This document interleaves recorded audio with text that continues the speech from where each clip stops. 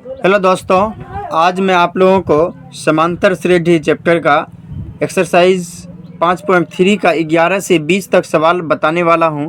तो आप लोग इस वीडियो के अंत तक ज़रूर बने रहिएगा। यदि आप लोग हमारे चैनल पर नए हैं तो हमारे चैनल को सब्सक्राइब जरूर कीजिएगा। चलिए हम लोग सवाल की ओर बढ़ते हैं। सवाल क्या अपना देख लेते हैं। यदि किसी एपी के प्रथम n पदों का योग 4n माइनस एन स्क्वायर है, तो इसका प्रथम पद यानी कि a1 प्रथम पद क्या है? प्रथम दो पदों का योग यानी कि s2, प्रथम दो पदों का योग यानी s2 क्या है? प्रथम दो पदों का योग क्या है? दूसरा पद क्या है यानी कि a2 क्या है? इसी प्रकार तीसरे यानी कि a3 क्या है? इस तरह से। और 10वें और nवें पद क्या है? 10वें पद यानी कि a10 और nवें पद यानी कि an। इस तरह से है। चलिए हम लोग पहले लिख लेते हैं गिवन क्या है। सबसे पहले हम लोग गिवन कर लेते हैं। गिवन जो अपने पास दिया हुआ Sn यानी n पदों का योग क्या दिया हुआ आपका? 4n माइनस एन स्क्वायर, इस तरह का है। अब देखिए निकालना क्या हम लोगों को, निकालना क्या है ये देख लेते हैं। पहला निकालना है प्रथम पद यानी कि a1 हम लोग को निकालना है, ठीक है। उसके बाद प्रथम दो पदों का योग यानी a1 प्लस a2 या इसी को हम लोग लिखते हैं s2, ये निकालना है, ठीक है। इस तरह का दिखा देना, थोड़ा सा अलग हमको लगा कि आप लोग को समझ में आ जाए, ठीक है। तो s2, उसके बाद क्या निकालना है? दूसरा पद यानी कि a2, दूसरा पद यानी कि a2, ठीक है। और देखिए और दूसरा पद क्या? इसी प्रकार तीसरा पद यानी कि a3, तीसरा पद बोले तो a3। 10वें पद बोले तो a10, 10वें पद बोले तो a10। और nवें पद यानी कि an, nवें पद यानी कि an निकालना है। इतना सवाल आपको सॉल्व करना है, निकालना है। ये था आपका सवाल। क्या क्या निकालना है देख लेते हैं एक बार। a1 निकालना है, s2 निकालना है, a2 निकालना है, a3, a10 और an। अभी तक के सवाल में हम लोग सिर्फ या तो n निकालते थे या t निकालते थे या an निकालते थे, लेकिन इस सवाल में हमको सारा चीज़ करा निकालने थे। बिल्कुल आसान है, सवाल देख के घबराइएगा नहीं। चलिए अब हम लोग इसका सोल्यूशन आगे करते जाते हैं। सबसे पहले हम लोग लिखते हैं पुट का मतलब n रखने पर, पुट का मतलब रखना। यदि हम n का मान 1 रखते हैं, क्या रखते हैं? n का मान 1 रखते हैं, तो हम लोग यदि a1 निकाल लें, क्या निकाल लें? a1 निकाल लें, तो a1 ये वाला, तो हम लोग इसके जगह 4 गुना 1 करेंगे और माइनस में 1 का स्क्वायर करेंगे, इस तरह से। तो हम लोग क्या करेंगे? a1 का मान देखिए 4 गुना 1 तो 4 माइनस 1 का स्क्वायर 1, a1 यानी कि a1 आपका निकल गया कितना? 3। आपका a1 तो निकल गया इस तरह से। अब चलिए आगे बढ़ते हैं। अब हमको क्या निकालना है? s2 ना, s2 निकालना है, ठीक है। तो s2 निकालने के लिए हमको क्या करना है? देखिए s2 निकालना है। क्या निकालना है आपका? s2 निकालना है। तो s2 बराबर हम लोग क्या लिख देंगे? इस तरह का a1 प्लस a2, इस तरह से लिखना है। ये होता है s1 s2 को हम लोग a1 प्लस a2 भी लिख सकते हैं, इस तरह का हम लोग लिख सकते हैं। चलिए हम इस तरह का s2 निकालने के लिए n का मान पहले पुट कर लेते हैं। ये इसको हम लोग लिखे हैं, ठीक है। इसके बराबर हम लोग इसको लिख सकते हैं, ये चीज़ दर्शाना है। हमको निकालना s2, तो पुट करेंगे n बराबर आपका 2। पुट क्या करेंगे? n बराबर 2, जैसे यहाँ किए, जैसे इसमें किया हम लोग a1 निकालने के लिए, इसी तरह से पुट n बराबर 2 करते हैं। तो हम लोग क्या निकाल लेंगे? s2 बराबर 4 × 2 माइनस में 2 का स्क्वायर, इस तरह से। तो s2 क्या निकलेगा? आप देखिए, या कर लेंगे 8 माइनस 2 का स्क्वायर 4 हो जाएगा। और s2 आपका क्या निकला? 4 निकला ना। s2 आपका 4 निकला, तो आप क्या करेंगे? s2 की जगह इसको रखेंगे। देखिए a1 प्लस a2 बराबर हो जाएगा आपका 4। s2 यदि निकल गया तो s2 की जगह s2 बराबर क्या होता है? a1 plus a2। तो अब हमको निकालना भी है ना a2। देखिए A2 हमको निकालना भी है, तो A2 जब हमको निकालना है तो हम लोग S2 बराबर इसको लिखेंगे तभी तो A2 निकलेगा ना।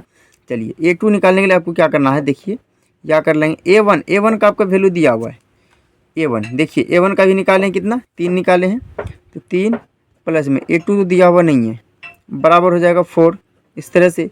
या यदि हम करते हैं तो A2 बराबर लिखते हैं तो ये 4 और 3 इधर आके माइनस में हो जाएगा, तो आपका देखिए A2 बराबर हो जाएगा 4 माइनस 3 यानी कि 1। ये हो गया आपका A2। उम्मीद है समझ गए होंगे।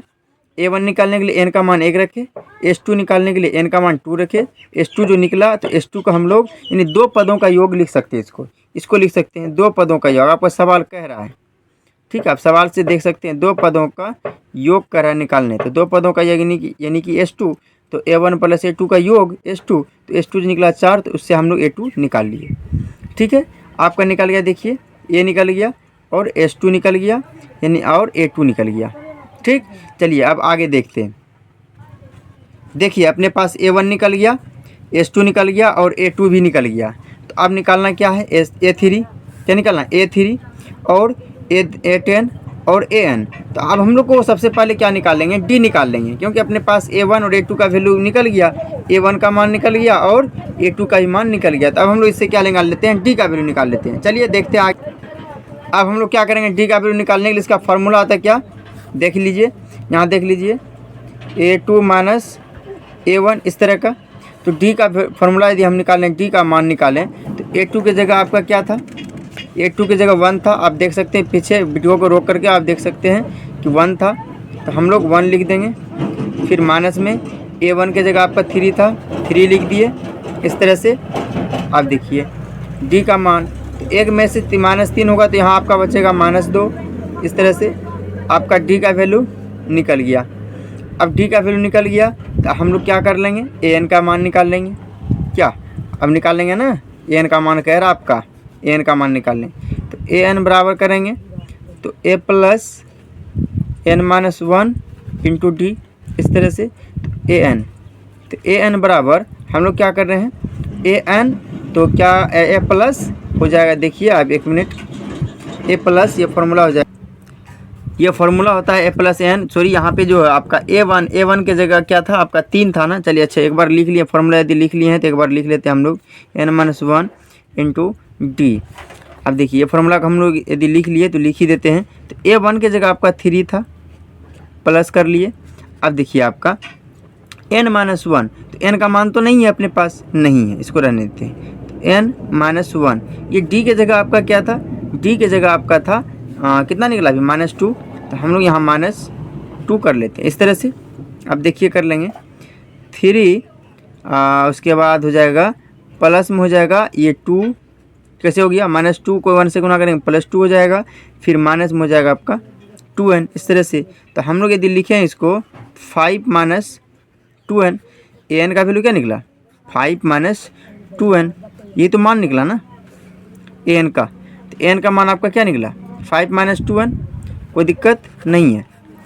अब आगे आपको निकालना क्या है, देखिए आगे आपको निकालना है A2 सवाल क्या क्या देख लेते हैं हम लोग।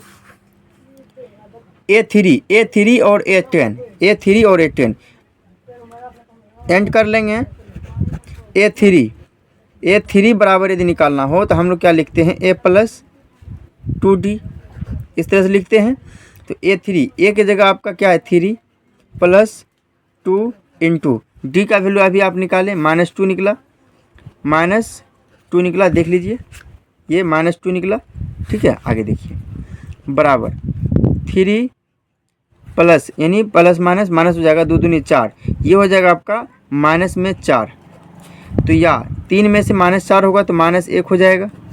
आपका जो निकल जाएगा A3, यानी कि या का चिन्ह आपको देना ज़रूरी है क्योंकि हम लोग A3 निकाल रहे हैं ना। तो A3 बराबर 1, या इसी को लिख लेते हैं हम लोग, इसलिए A3 बराबर माइनस में 1। और अगला आपको निकालना क्या है, A10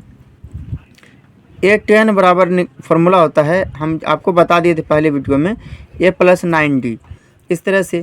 तो A की जगह क्या आपका, A की जगह आपका 3 है +9 गुना डी की जगह आपका -2 है। इस तरह से या कर लेते हैं 3 माइनस 9 दूनी 18, 3 माइनस 18 हो जाएगा। ये हो जाएगा आपका माइनस में 15।